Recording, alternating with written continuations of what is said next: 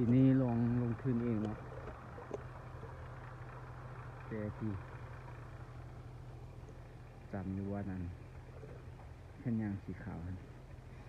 นนั้นเป็นของพระเจ้าเฮ็ดนำบริษัทเหมือนกันส่วนมากตัวนี้ปีนี้ค่อยลงทุนเองทดลองเบิ่งว่ามันจะเป็นยังไงมื้อนี้นัดเขาเจ้ามาปั่นรอบที่2หลังจากที่ว่ารอบที่1เขาปั่นไปแล้วฝนตกใส่เนาะดินมันแน่นบ่ดีเพราะว่าฝนตกแห้งพดแล้วก็เขาก็หลังจากเขาเจ้าปั่นแล้วก็เขาก็ไถเป็นนานก่อนไถเป็นนานเพื่อเขาสิได้ปกแผ่นยาง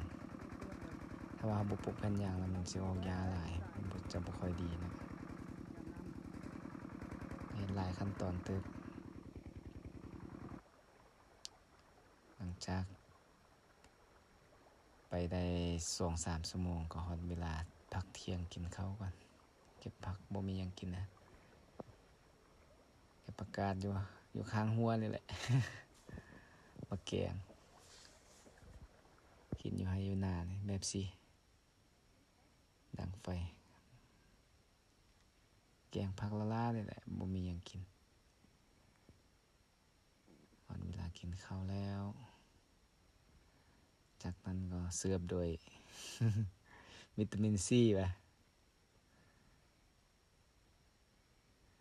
ส้มขนาดเด้อส้มนี่พิลึกแหละหาเอาตามแคมนาได้ง่ายๆนี่พระเอกลูกชายโกกเลยนี่ได้ 3-4 ปีละดื้อขนาดบ่ให้มาก็ให้นำ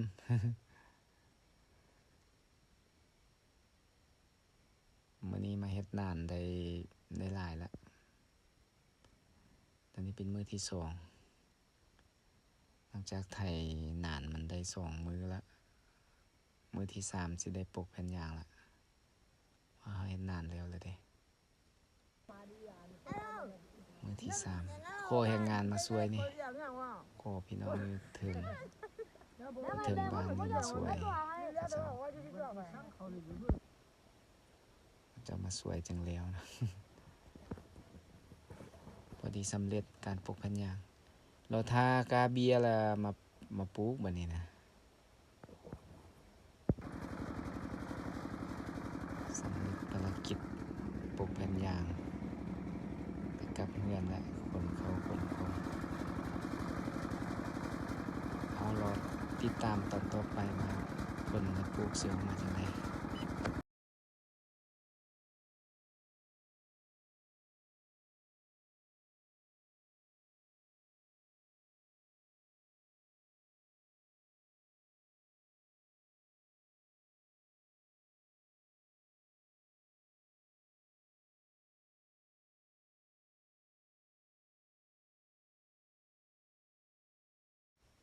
พอดีได้พี่น้องอยู่เทิงบ้านก็จะมาสวยแล้วก็เป็นการเรียบร้อยเสร็จสิ้นเรียบร้อยเนาะปลูกพันยางมีแต่รอท่าลงเกียนปลูกเนาะบัดนี้เอาฮอดเวลาได้กลับเฮือนแล้วบัดนี้นะนี่รถลากเขาคือเก่านี่นะ รถลากเป็นรถลาก4 ล้อบัดนี้นะ